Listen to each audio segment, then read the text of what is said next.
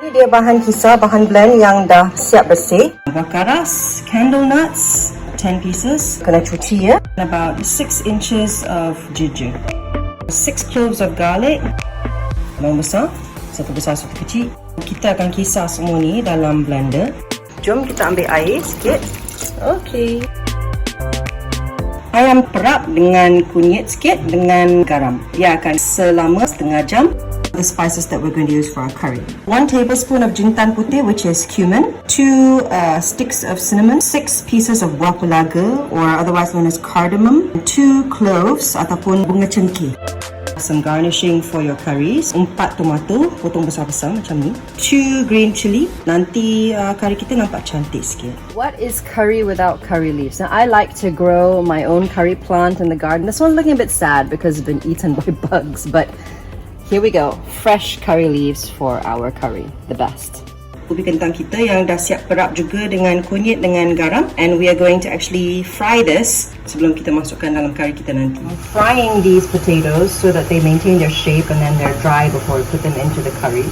But this helps them to maintain their shape and consistency a little bit better so that it doesn't fall apart in the curry later.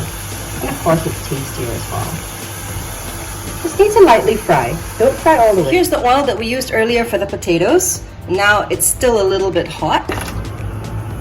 Okay, and then our curry leaves. Curry powder, or about 40 grams. And once you put that in, you want to put in your blended items.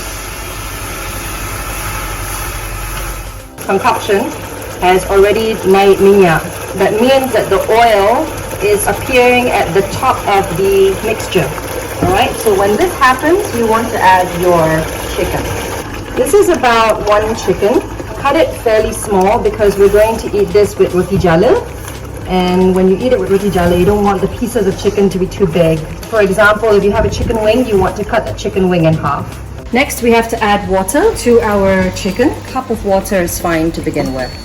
Boil the chicken until it's cooked. I added another cup of water, so all in there's about 2 cups of water in here already, and we may add some more as we go along. But first we have to put in our potatoes that we lightly fried earlier. We can always add more water depending on your preference. Some people like their curry thick, some people like their curry to be a little bit watery, so we'll just add water as we go on.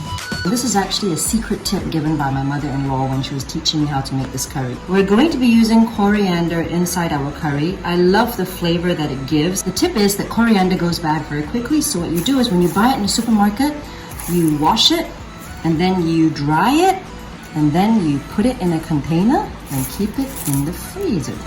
So all of this coriander, ketumbar, is frozen.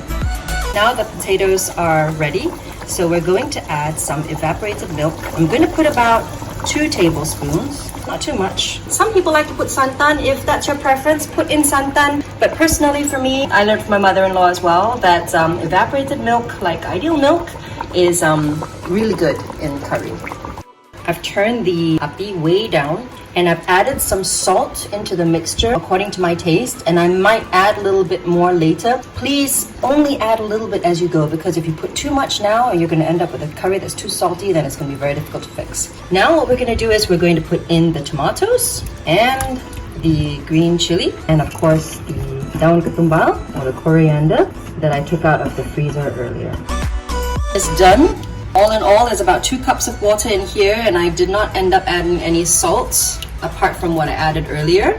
And we have a beautiful curry that is ready for our roti jala.